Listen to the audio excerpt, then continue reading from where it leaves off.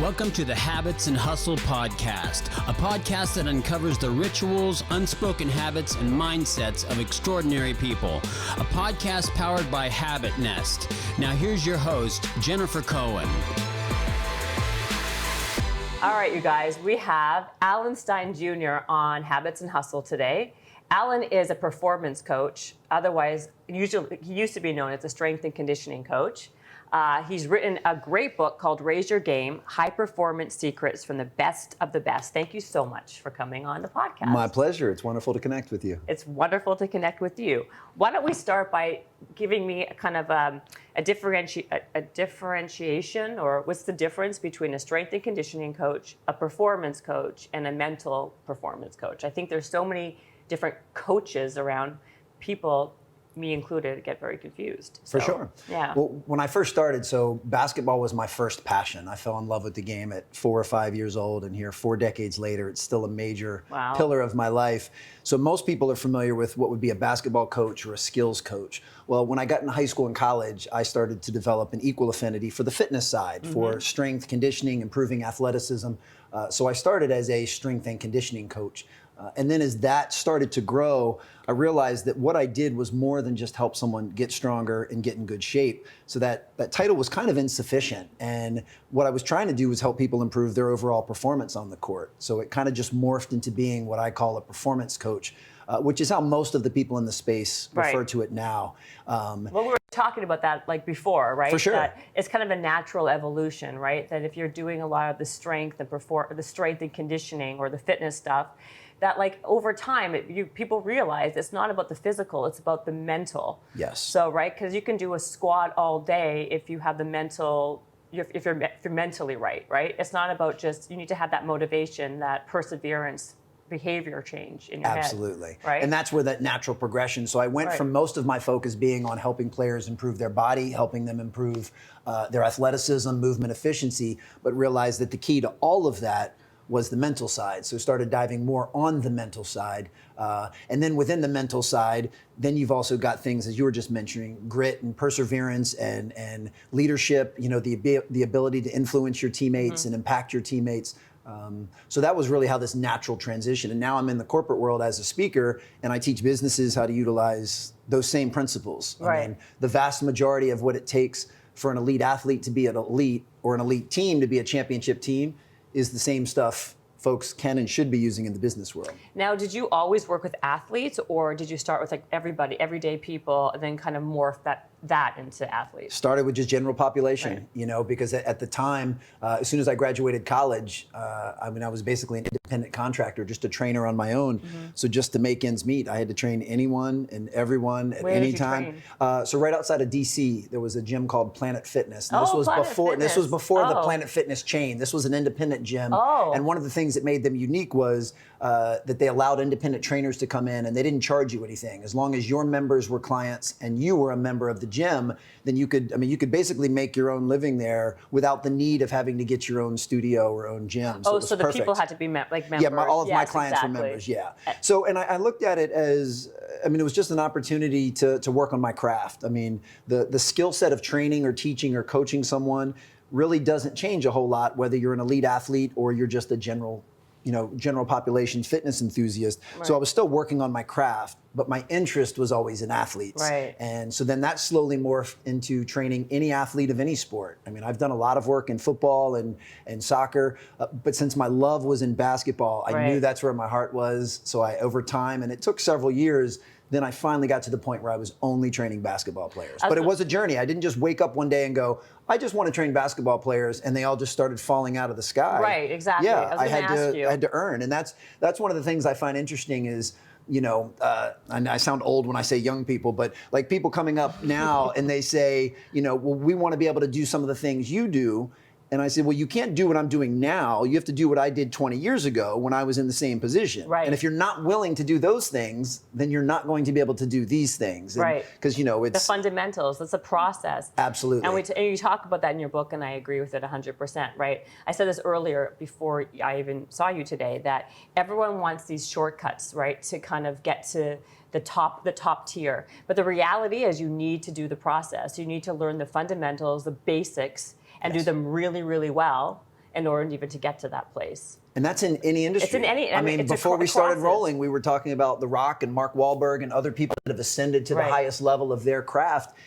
All of them have mastered the basics. Absolutely. Mark Wahlberg didn't just all of a sudden become a Hollywood phenomenon. He paid his dues and he did the things that he needed to do. And then when the opportunity was there, he was prepared for it. Absolutely. It's preparation. But also all those people who, by the way, I'm going to get on this podcast at one time. Mark my words. I said it again out loud. Now it's out there in the universe. And I'll help you in any way that I can. Thank you. I appreciate that. It's out there. So let's see. But anyway, back to you. That I feel that it's also work ethic is the thing, right? Yes. Like it's preparation, having that work.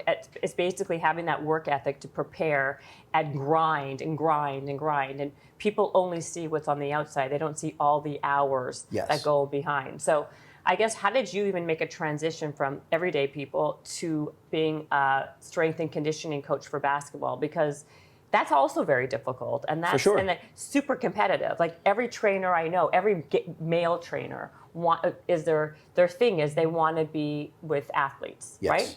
So tell us. And one thing I know, your future guest, Drew Hanlon, he's the one that coined the term unseen hours. That I absolutely love. And I've stolen that right from him. I've given him credit. If I was making money on it, I'd give him royalties, but I'm not. But yeah, most of what it takes to be successful in anything happens during the unseen hours. Right. And Drew knows that firsthand because he's a major pillar in the players he works with in their unseen hours. Right. Everyone sees once the lights go on and the cheerleaders start dancing, they see the end product, but they don't know how much those guys work behind the scenes with Drew. So yeah, the unseen hours are vital. And as far as making that transition, I mean, the first thing I had to do was just set an intention and make a decision. Very similar to you just set that intention of having those folks on your podcast. Right. Like you have to have crystal clear clarity on what it is that you want. So, but I also realized I couldn't take a full roster of general fitness clients and then the next morning have a full roster of basketball players. Right. It's a process. So over time, while I was in the role that I currently had, I was trying to star in that role, I was looking to expand my role. And I would do anything and everything to get in front of basketball players.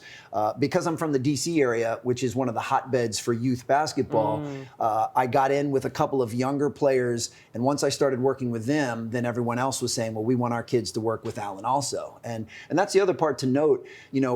Through self-awareness, I realized that I could be the most influential and impactful at the high school and youth level. Like that's the level that I wanted to work with. I didn't have aspirations of working with NBA players. I wanted to work with high school kids because I thought I could be a really good role model to them and help them set the foundation to be the players that they would be. That's a great distinction, right? Because you wanted to work with the youth, the people that as they were rising. So Kevin Durant was obviously was one of your people. There's a quote, Alan played a huge role in my development on and off the court, and his guidance helped me to get where I am today. This book is a must read. So that's a great testimonial for your book. Kevin's he's a good man. It's funny, I always picture him as a kid, and now when I see him, he's doing these commercials and press conferences, and I mean, it's remarkable. But it's really cool to see the growth he's had in every area of his life, not just in basketball. I mean, clearly he's an amazing basketball player. But I mean, when I first met him, the first workout I ever took him through, he didn't say 2 words in the whole hour.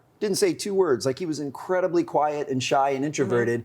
And now this guy leads national press conferences and does international commercials. So just to see his growth in every area of his life has been really fun. Do you think it's because his confidence obviously grew as he got better and better and better, right? Because practice gives you the experience, that gives you the confidence. And so what kind of, put us through what the regimen would be for someone like Kevin Durant? Well, and let me tell you, here's anyone that when they saw Kevin play as a youngster, if they said he's going to end up being arguably the best player on the planet, I don't know that they're being truthful. I don't know that anyone knew he was going to be that amazing. Right. But he had all the raw materials to be a phenomenal player. Give us the raw materials.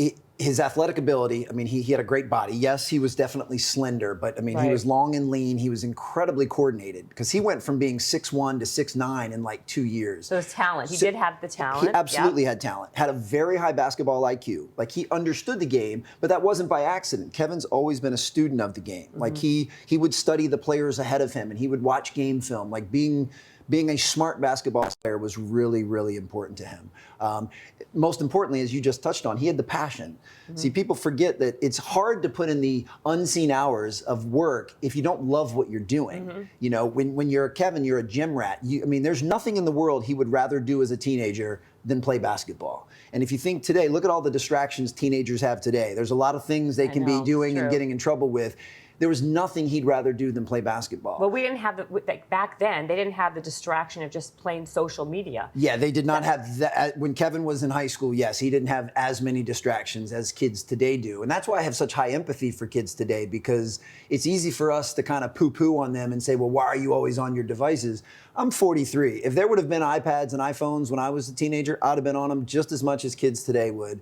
But they didn't have those distractions. So I didn't have many choices other than to go to the park and shoot hoops. So that's why you got to I think you got to teach kids early on, and the onus is on the parents to create a structure and routine at that age when the kids are allowed to be on there and when the kids are not. Because otherwise, you're right, left to your own devices. Of course, when I was a kid, if I didn't have any structure, I'd be like watching Three's Company in reruns for like 10 hours and be very happy, right? I mean, that is just the reality, right? Absolutely. And I have 3 young kids. I have 9-year-old twin sons and a 7-year-old daughter. And navigating social media and screen time is a big portion. Me too. I have 2 kids. What we're trying to figure out. It's brutal. Yeah. I have a 4-year-old and a 6-year-old, and all they want to do is watch that iPad. Yes. It's really, really But it's not going to change. So it's up to us as the adults to be able to help navigate that safely. It's the, it's that adage, you can't stop the waves, but you can learn to surf. Yes. And that's the mindset that I have with my kids. Like, technology's not going to go away, so I have to teach them how to navigate it responsibly. Right.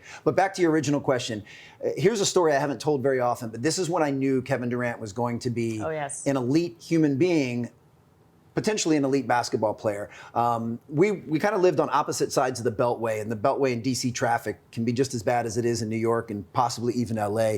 So we had to work out super early in the mornings before school because I just couldn't. I would pick him up sometimes from his apartment at 6 in the morning to go work out before school. Sometimes it'd have to be even earlier than that. Okay. And I remember a time where I picked him up and I took him to, I'll say it was a YMCA. I don't remember what type of gym it was, but it was just a normal facility. And we went in, and it's a weekday. It's deathly quiet at that time of morning. And there was a really elderly woman working the front desk. I mean, I didn't ask for her ID, but I'm guessing she was probably 75 or 80. And we were walking in, and she smiled and said, "Good morning." And Kevin just kind of walked past her. He had his hood on. I think he might even had headphones in. He was just kind of, he didn't want to be up that early. Right. No kids want to be up that early. And how old is he at this point? He was 16. Okay. And he just kind of walked by her. And to her credit, she said, "Excuse me, young man, I just said good morning." And for a split second, I thought, okay, an elderly woman is talking to a teenager at 6 in the morning, like giving him a little bit of grief. This could really turn ugly. Like, I sure hope he doesn't turn around and say F you or something like that. And instead, he turned around, took his hood off and said, "I'm sorry, ma'am, good morning."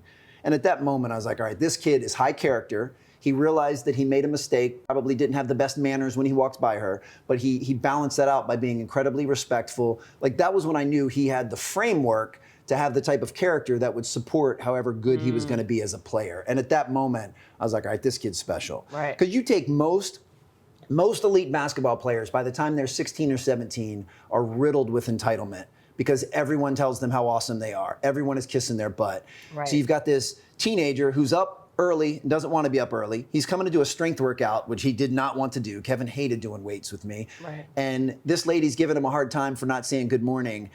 I would think most kids in his position would have rolled their eyes at the very least or given her the finger. Yeah. And instead, he turns around, takes his hood off and says, "I'm sorry, ma'am, good morning." Then I was like, all right, this kid's all right because he's got the character that will support however good he wants to be as a basketball player. Because at that age, like you said, so like at that age, people are there scouts already coming after him and doing all these things? Oh, yeah. At this point, In right? today's day and age, by the time you're 16, if you can play, everybody's aware of you. Because Kevin had all of the major schools going after him, the Dukes, the Carolinas, the Kentuckys, and he ended up going to Texas because Kevin's always been one that likes to zig when everybody else zags. So he wanted to go to a school that traditionally wasn't a basketball powerhouse so that he could help put them on the map and leave their mark. So, he's a special young man, and I'm always going to root for him. So what's one of his things that he did that in his preparation or his routine that was unique? that you tell me? Well, one of the things that was so cool, even in high school, he was always the first kid to the gym, and he was always the last one to leave. So in high school, you basically got the high school coach saying, look, man, I got to go home. I'm going to close the doors. You got to go. I mean, it's been 2 hours since practice ended, and he's still there getting up shots. And then I was friends with one of the GMs with the Thunder when he played for the Thunder, and they said it was the same thing. They said that he and Russell Westbrook, when they played together with the Thunder, started to have a competition to see who could beat the other one to the gym.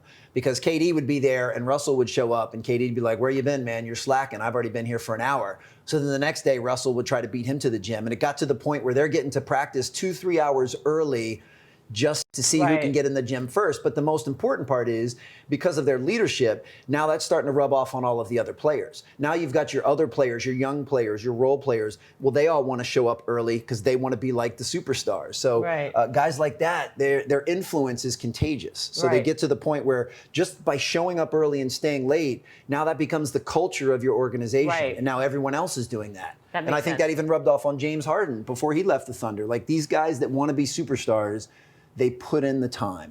There's absolutely no way you can replace the putting in of time. Absolutely. So let's get into it. So Raise Your Game, the book. Okay, so the first thing that you talk about, that you think is probably the most important thing of raising your game, is self-awareness. Yes.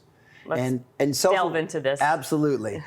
Self-awareness. I know in my own personal journey, self-awareness has been huge. I'm very amicably divorced. So when I was going through my divorce 5 years ago, I went in for some therapy. Amicably. Yeah, well, I'm proud of that because I love the fact that my ex and I, we can be friends. Well, we get along well. We co-parent very well. So I do say amicably because you don't hear those two words in the same sentence very often.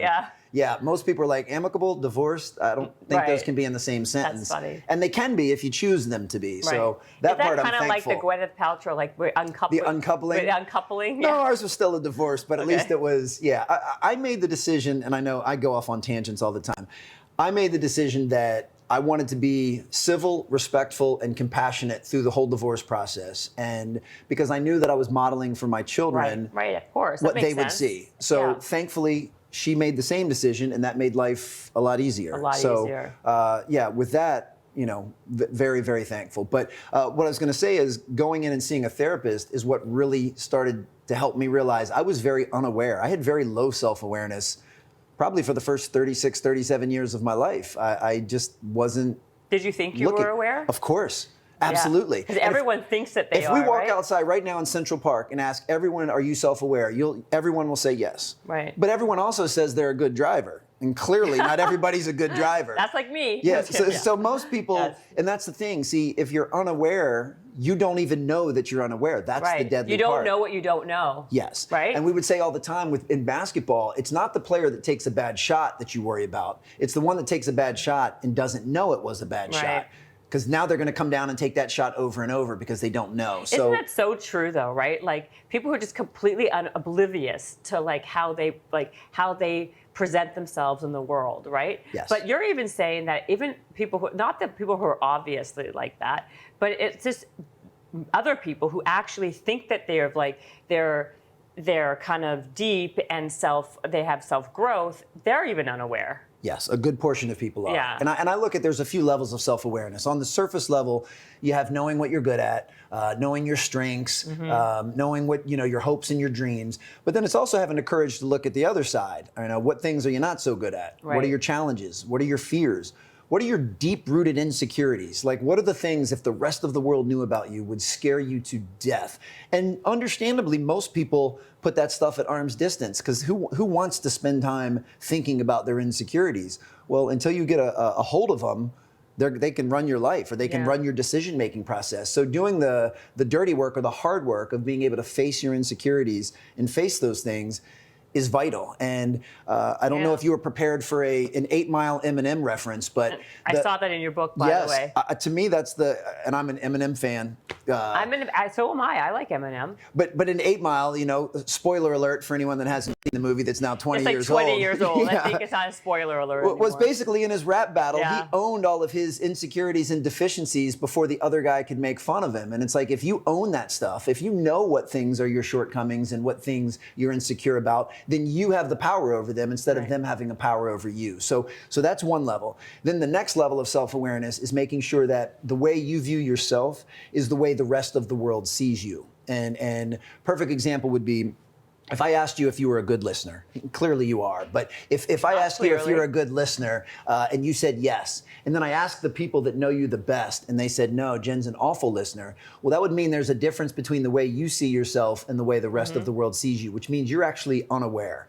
Now, if I asked you if you were a good listener and you're like, oh, no, I'm not, and then I asked the people closest to you and they said, yeah, she's not, you would actually have high self-awareness because you'd be aware of the fact that you're not a good listener. And so making sure that we have, and this is not about pandering for people's affection or adoration. No, I get it's simply about making sure that the way you see yourself is the way the world sees you. And that's one of the problems with folks that have narcissistic tendencies is they view themselves as much better than the rest of the world views them. Yeah, they see the world through blinders and they think they're the best thing in the world, and most people tend to disagree. So then how does someone like I know you're not a psychologist, but are there ways to improve somebody's self-awareness? Because I know that in the book you give people like a quiz and tests. Well, the crazy part is I think the way that you improve self-awareness is by asking those close to you. Right. That's really the only way, yeah, right? because as you said perfectly, you can't see your blind spots. Now, part of self-awareness is acknowledging that, hey, I do have blind spots. I can't see what's in them, hence the reason they're blind spots. Right. But if you're my good friend, can you help me see what's in those blind spots? So every one of us has blind spots, and that's why we should insulate ourselves with people that are willing to tell us the things that we need to hear. Yes, the truth. Yeah, I think the truth is the best men. gift. That's the best gift you can give someone. I agree Just tell with them you. the truth. But it's funny because here you are working with a bunch of athletes, and you're saying self-awareness is the most important thing. Absolutely. To raise your game, because that you build on other things. And yet, like a lot of people would say that athletes, people who are celebrities, people like that, are the most narcissists because all they have around them are people who are like, basically yes men. So are you saying that people who are truly the best in their field don't have that narcissistic quality? Well, I think that might be a stereotype. I'm willing to bet that the highest performers in any industry, they have incredibly high confidence. I mean, their ego is something they'll also always have to keep in check. But I don't necessarily classify them as narcissists because I think most of them do at least insulate themselves with a couple of people that will tell them the truth. And one thing I've noticed in sport, the best athletes in the world all have coaches. And they all want coaches. Yeah. And they crave coaches that can give them the type of feedback that helps them get better. I agree with you, actually. I think that what happens a lot of times is to sustain success, you need to have the confidence and the humility to balance it out and surround yourself with people who keep you in check. Yes. It's when the people when they have a bunch of yes men around them, and what I've noticed in my own personal life is when mayhem happens. Absolutely. And that success becomes kind of untethered and you lose it just as fast because you're not, the fundamentals, yet again, I keep on saying that word, are not in check, right? For sure. So basically, to kind of help with the self-awareness, surround yourself with people who are true friends and family who will give you the truth, who will kind of keep you in balance and hold you accountable. And hold you accountable. And in my opinion, that's what a friend will do. That's what a good coach will do, a good teacher, anyone. And as soon as you find that someone is not willing, well, part of it too is if we're going to consider ourselves the performers, we have to create a safe environment where we show that we're open enough to allow that type of feedback. Like I want the people closest to me to know, I want you to tell me things that I might not want to hear, and I want you to tell me things you might not want to say, but it's going to be good for both of us in the long run if we're just honest with each other. And people, I used to be so fearful of confrontation. Even just the word confrontation made me uncomfortable, but confrontation is really just facing the truth head on. That's an old Coach K quote. Like that's all confrontation is. Like you and I are having a disagreement about something and we just need to face the truth head on. You need to explain how you're feeling and why you're feeling that way. I need to do the same thing. And we're doing it in a safe enough space that the end result is we're both going to be better off for it. So it's not me versus you. It's me and you, and let's find this result. And as you know, especially in fitness, you have to go through discomfort in order to change your body. Absolutely. Like that is, and it's the same thing in anything. If you want your relationship to improve, or you want emotional growth, or you want your company to improve, then you have to be willing to go through periods of discomfort. And getting feedback that you don't necessarily want to hear but is good for you is just part of that discomfort. And like, just to kind of keep this going, it's also why it's important is to focus also on your strengths, but also know your weaknesses. So then you can figure out ways to kind of balance them out. So like that really resonated with me, because that's my entire life, right? Like I know what I feel that maybe I don't in everything, but I feel like I know what I'm good at. And I also, more importantly, know what I'm really bad at. Yes. And when I know what I'm bad at, I make sure I have people who I work with who complement my strengths. So you can delegate the things that you're not very good at and or don't like doing. That's how I think people really do become more successful. Absolutely. You know? And that's how a team is built. Exactly. And that's why it's important. That's why I think at the end of the day, why self-awareness is so important. For sure. For anything else that comes, right? For sure. If you take a typical NBA team, now you've got maybe 24 just amazing stars in the NBA. These are the guys that can do a little bit of everything. The LeBron James, the Kevin Durants. But outside of those top players, everyone else in the NBA is a role player. Everyone else has one, sometimes two very specific skill sets that they can perform at a high level. And that's what they focus on. That's what they practice. That's what they do during workouts. That's what the team needs them to do. That's what the team pays them to do. And if they step out and start trying to do other things, then the whole ship gets confused. And it's the same thing in business. Like if you're in marketing and I'm in accounting, I don't need to be telling you how to market our company. I need to stay in my lane and do the accounting, and same for you. And if you do your job and I do my job, now together collectively will help the company raise their game. No, absolutely. And that's why I think it's important to say that, because a lot of times you could be, a jack of all trades and a master of none. Yes. But in reality, if you become a master of that one trait, that's when real success, and that's when you really kind of flourish, right? Yes. Because you can do a little bit of this and a little bit of that, and then you end up doing a lot of nothing. Yes, absolutely. That's how I see it. Anyway. And when you can not only know your strengths, but align those with the things that you also really love doing, well, that's when you're in your strength zone. That point of intersection between what you're good at and what you love, wherever that thing intersects, that's your strength zone. Because it's not just doing the things that we're good at. I mean, who wants to spend their life doing things they don't like doing? So I delegate anything that I'm not good at or I don't enjoy doing, and I delegate them to people that actually enjoy them. So I'm not giving someone else an errand. I'm giving them something that they want to do. Absolutely. And that's how high-performing teams work. And it's also, I find it sometimes, I have to say though, I have empathy for it, because it's me too. Like, what happens if you're good at a few things, right? And you could be bad at a lot of things. How do you whittle down to that one thing that you should focus on?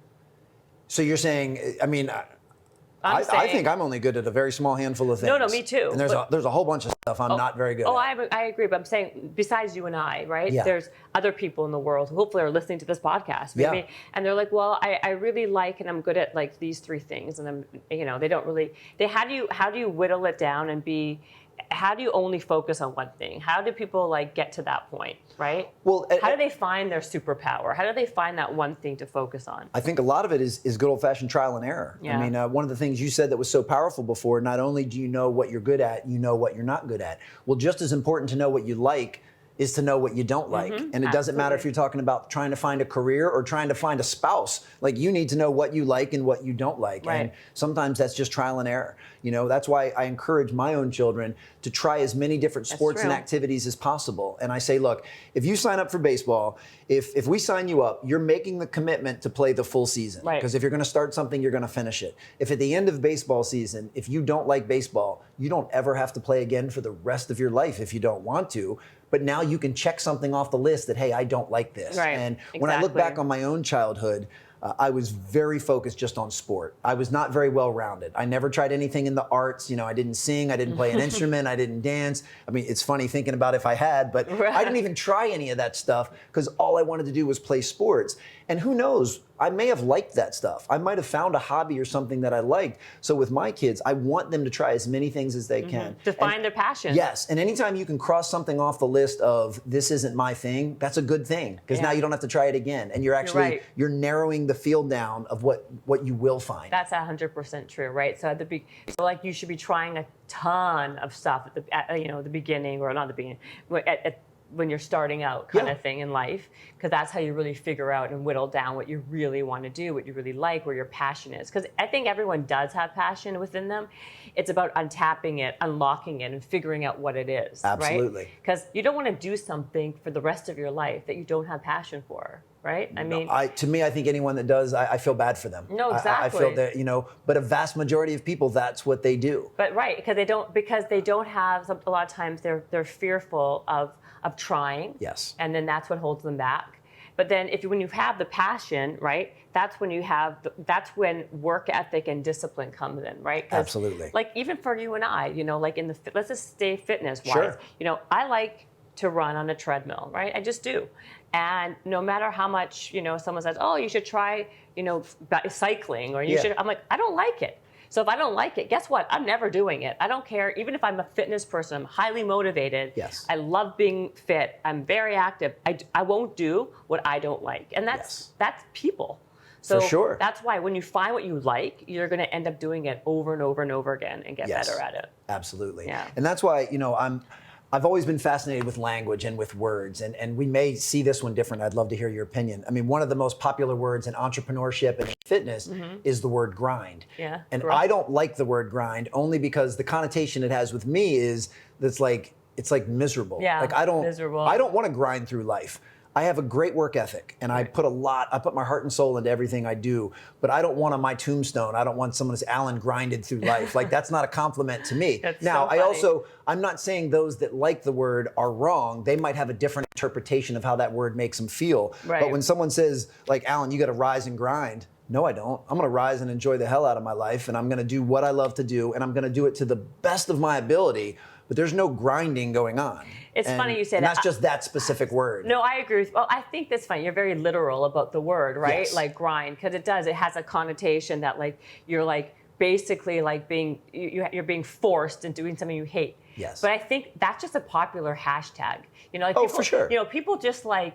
People are like masses, right? Like 6 people use it. I'm going to use it, and like I'm also like what do you call it? A victim of that myself. But I understand your point. Like I get that. You're right. And the other one is hack. People talk all the time about looking for a hack. Oh, I was just saying that earlier. And like, there's no shortcuts in real life. Yes, but to me, when I hear the word hack, that's how I interpret it. Yeah. I interpret if you're looking for a hack, you're looking for a shortcut. Right. And that's not what I do. So I'm not trying to hack my life. Or a hack of you also talked about like a comedian's a hack when they're really bad. Yes. It's true. It's that is absolutely a definition. See, I read your book. I know you did. See? I appreciate it. I did. I read your book. And this, I don't even know if this is the area we're going, but one of the things I think too is important is when you decide what it is that you want to be good at is not just having the narrow focus on the ways that you can improve that skill set. See, one of the ways, and I mentioned in the book, that I try to improve my craft as a professional speaker is I study hip hop and I study stand-up comedy, because those are two different forms of being an orator that I'm fascinated with. So whether I agree with Eminem's content is irrelevant, but his precision, the way that he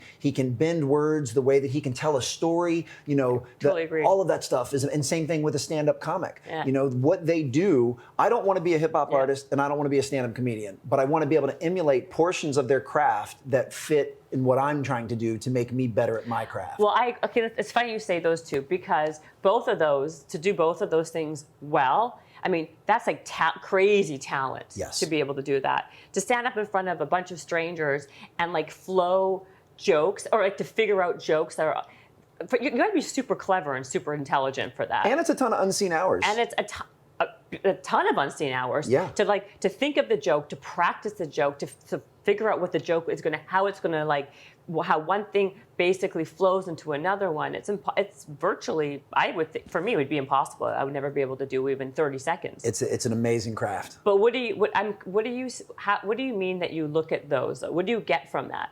Like, what does it teach you?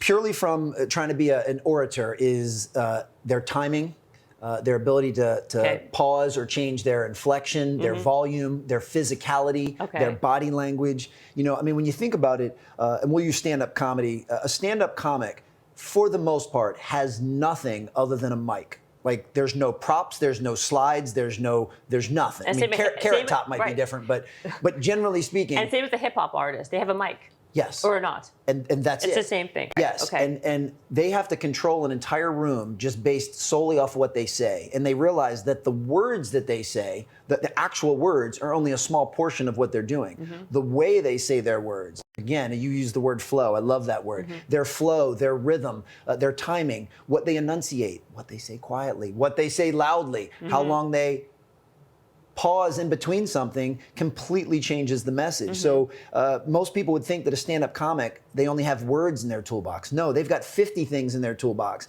And how funny they are mm-hmm. depends on how well they use those tools. And I try to look at myself the same way as a professional speaker. I have a gig tomorrow morning in Orlando. I have a lot of tools at my disposal to get my message across to those people, hopefully in an entertaining and engaging way. And I can't just use my words or just use slides. I have to use everything I can. So as I watch stand-up comedians or I watch hip-hop artists, I think I'm getting better at learning how to use those verbal tools, and then I try to apply them to my craft. Right, and to be better. Absolutely. So, but before you came on here, I did another podcast with a woman named Lydia, who wrote a book called The Most Powerful Woman in the Room Is You, right? Oh. And one of her things that she talks about is public speaking is one of the benchmarks of being really successful, is being good at it. So you just touched upon the fact that you're doing a speaking engagement. Now, do you find that to be something also, to be really good at something? Is that like a secret? Like you should be if you're a really good speaker, that gives you an edge? I think, for me, what's interesting, and I've got 4 speaking engagements this week. Well, look at you. Speaking is my primary vocation right now, and and I absolutely love it. Are you bragging? I am a little bit. Okay. the high that I get when I'm on stage, I don't think is any different than a stand-up comedian or a hip-hop person would feel, other than the fact that I'm not selling out Madison Square Garden. I'll have 150 people in a conference room, but I love being in front of people, and I love sharing things that I'm passionate about, and I love giving people principles and strategies that they can apply to their life to get better. But the craft of speaking is something I don't take myself very serious. I take my craft and my work very seriously. I mean, we're getting on a tangent here. Tomorrow will be a 75-minute keynote. That's a long. Oh, really? See, I think that's short. What? I got to do a TED Talk for 18 minutes. I'm like freaking out. Well, here's the thing, and this is just my opinion as a professional speaker. I think the shorter the time, the harder it is, because when you only have 18 minutes to do a TED Talk, you can't mess up a single syllable. Right. Like you can't steer off. But when you have 75 minutes, you have a little bit of leeway. And I do half-day workshops and full-day training. So I might be with a corporate group for 8 hours in a day. I've got plenty of time to go off on tangents and talk about things. When you have 18 minutes, you got to keep that high and tight. No, exactly. I love that. It's so true, right? Okay, so then we went on a tangent. Okay, That's okay. We're not doing a TED Talk, so it's okay. Yeah, it's okay. We're not. You're right. We could go on and on here at nauseum. But okay, so where did we leave off before we talked about the public speaking? Do you remember? Here, I'll just keep going with this while you're thinking of what you want to say. Okay, please do. When I look at the professional speaking, I think there's 3 things that you need to look at. One is the content. Mm-hmm. So do I have something worth sharing that's going to help someone? That's a portion of it. Mm-hmm. 2 is the delivery. Can I share whatever I have in a way that makes you want to listen? Because remember, we're all competing for attention. So if you were going to be in the audience tomorrow in Orlando, it's my job to be more engaging and entertaining than whatever's on your phone. Because I need you looking at me, not looking at your phone while I'm talking. Mm-hmm. And then the third part is, and this is very similar to fitness, it's the business side. Like you could be the world's best speaker, but if you don't know how to run a speaking business or you don't know how to get clients, then it doesn't matter how good you are because you're going to be in trouble. There's those 3 different pillars, and I try to give each of those pillars, my focus and trying to make sure that each one of those is in alignment, because I'm not trying to only do 2 out of the 3. If I want to be a really good professional speaker, I got to go 3 for 3, and I got to focus on those 3 things. So you're basically then talking about how you prepare for these things, preparation. So let's go back with the book, because there's much more here. So discipline, do we touch upon that? I liked one lesson actually. You talked about a guy named Dave Bullwinkle, who's a scout for the Chicago Bulls. Good friend of mine. And he taught you a very valuable lesson about, and this applies to life. Absolutely. So do you want to say it, or do you want me to kind of talk about it? I'd be happy to take you through it. Okay. Yeah, this would have been, man, well over 10 years ago, but he was a scout for the Bulls, and his job was to watch college players to decide who the Bulls should draft in the upcoming draft. And there was going to be a game in D.C., where I live, where Syracuse was going to play Georgetown. And for the college basketball purists, they know that 10 years ago, back in the real Big East, that was a huge rivalry. This was a big game. Both teams had several players that were NBA caliber players. And the game was going to be a 2 o'clock tip-off. And he called me a few days before and asked if I wanted to join him. And yeah, I have a Saturday open, a free basketball game. Yeah, I'll be there. And he said, well, I need you to meet me at the arena at 11. And I got a little confused. I'm like, why would we ever have to be there 3 hours before tip-off? And he said, well, I need to be in there watching these guys when they don't think anyone else is watching them. Right. I need to see how these players prepare. Yes, I need to see how serious do they take their warm-up with their strength coach? How serious do they pay attention to their coach during their walkthrough? How much respect do they show the building service workers? Like, I want to see how they behave when they don't think someone's watching. Right. And I remember he took page after page of notes when no one was in the arena except for he and I. And he actually took more notes then than he took during the game. And I was blown away by that. And I would never mention players' names because I don't want to diminish anyone, but there were a few players who their stock went up based on the way they behaved and prepared. There were a few players whose stock went down based on the way they prepared. And in the NBA, you know, every position you fall in the NBA draft, based on the slated rookie contract scale, you lose about $250,000 to $300,000 a year. So instead of being the 10th pick, going to the 11th pick, you lose about $300,000 a year for your first 3 years.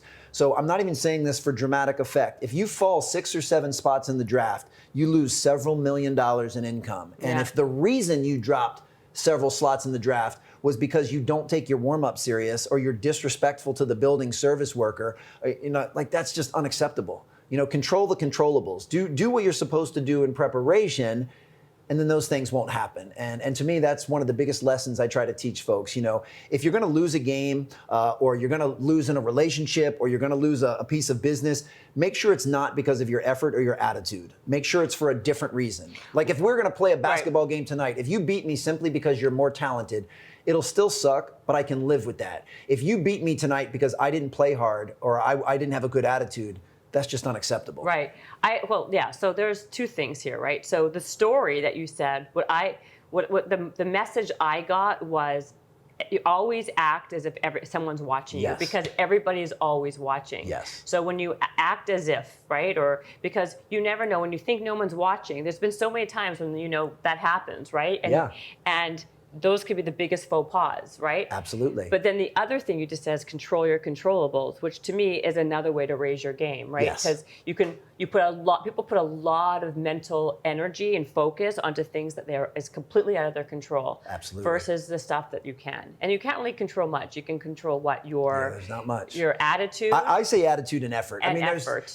One could argue you can control your preparation, you control your enthusiasm, but I'm a believer that preparation is simply a combination of attitude and effort. That is and effort, enthusiasm is attitude and effort. So I think those are the only two things that we have 100% control over 100% of the time. Right. There's other things we have influence over, but as far as just actual control. So for me in my own life, if it doesn't have to do with my own attitude or my own effort, I do the best I can to not worry about it and to disregard it. And it's hard to do. Of course it's hard. It's very difficult. That's also, you got to train yourself. You got to train your brain to not allow yourself to go there, because it's very easy, for me anyway. I get so worked up over things that are completely out of my control and I lose my shit over it.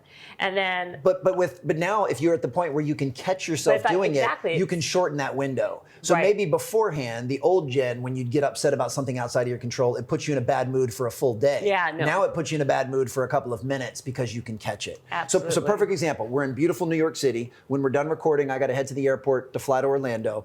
I don't control what traffic's going to look like between here and there. So true, yeah. And there's a good chance in New York City the traffic is not going to be very cooperative. So if I get stuck in traffic, what good is it for me to get upset, for me to get, it doesn't help. The cars are still in the way. If anything, I'm just making my life more miserable by getting upset at traffic. And raising your cortisol levels. Yeah, absolutely. I mean, it'll literally kill you. No, it literally kill you, exactly. And the stress will kill you from that. So I think a good way to do that maybe is just try to catch yourself, like you said, and talk yourself down the ledge, like self-talk, like nothing you can do, and like have those mantras in your head, right? Because it does help.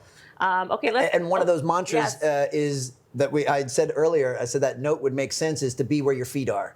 That whole concept of being in the present moment. So be where your feet are. So to me, if I get stuck in traffic or when I get stuck in traffic after this is I don't have to worry about the future. Oh my gosh, am I going to miss my flight? If I miss it, is there going to be another? I don't have to worry about any of that. I just focus on being in the present moment. Just take a couple of deep breaths and just focus on whatever I'm doing, which might just be looking out the window and enjoying a beautiful day in New York, might be getting caught up on some emails or phone calls, but wherever you are, just be there. And that's one of the hardest things I think it is for people to do. Absolutely. You know, think how many times you've been in a conversation with someone, they haven't really been in, they're not there. They're not they're paying thinking attention. about, they're thinking about listening. something else, doing something else. That's why you said active listening in your book too, right? Like Absolutely. being an active listener. Don't just like listen to hear it until when's the next break that you can talk, right? Be able to like take it in, actually listen, like actively listen to what they're saying. And I think that's one of the most important skill sets because it has such high utility. Being a good active listener will help you in every relationship in your life. Every personal and every professional relationship you have will immediately get better if you learn to actively listen. And that's one for me. I talk about having low self-awareness before. I was an awful listener for most of my life. Now I'm not a world-class listener, but I'd like to believe I'm getting better at it only because I'm conscious of it. And because I would find myself, while you're speaking, I'm formulating what I want to say back to you. Because I'm a very competitive person. So it was always this, I see that in I want to show you I'm right. I want to show you I'm smart. Whatever you're saying, I'm going to beat that. What an awful way to go through life. It just, take a breath and listen to what the other person's saying, and then follow that up with something insightful or not. Yeah, absolutely. But I think active listening is one of the most important skill sets. I agree. And I've noticed how much it's just changed in my life. Again, just being focused on it. And anytime now, because the thing too is, you had mentioned trajectory before, especially of your show, which is ramping up big time, which is awesome. We don't have to worry about where we are. We just have to focus on the direction that we're going. So I'm not worried about the fact that I might not be a world-class listener at the moment. I'm getting better every single day. I'm a better listener today than I was a year ago. And if you and I reconvene a year from now, I'll be a better listener then, because it's something that I'm conscious of and I'm trying to improve. And that's what should be most important. Progress is way more important than perfection when it comes to any of this stuff. That's a good quote. I say that all the time. I think a lot of people say that progress is much better than perfection, or more important than perfection. Okay, so give us a couple more secrets from the best of high performance. We went over secrets. a bunch. Yeah, that's what you call it. You said in your book, high performance secrets from the best of the best. I do. You know what's funny is, my publisher said, you can't ever say anything disparaging about your subtitle. And I'm like, you guys realize there are no secrets. Like what it takes to be successful, plenty of people have already told us. I don't think it's a secret at all. I'm just reading off the cover. No, I know you are, but that's the reason I started to chuckle, because you're 100% right. I mean, anything that we consider, or people consider, a secret, those are the ones that are looking for a hack and are trying to grind through life. Exactly. You know what? That's funny, because I think all of this stuff, and I've been doing this for a little bit now. I write about it in like Forbes for the last 5 years. This is common sense stuff. None of these things that, no offense, but like what's in all these books and columns and stuff.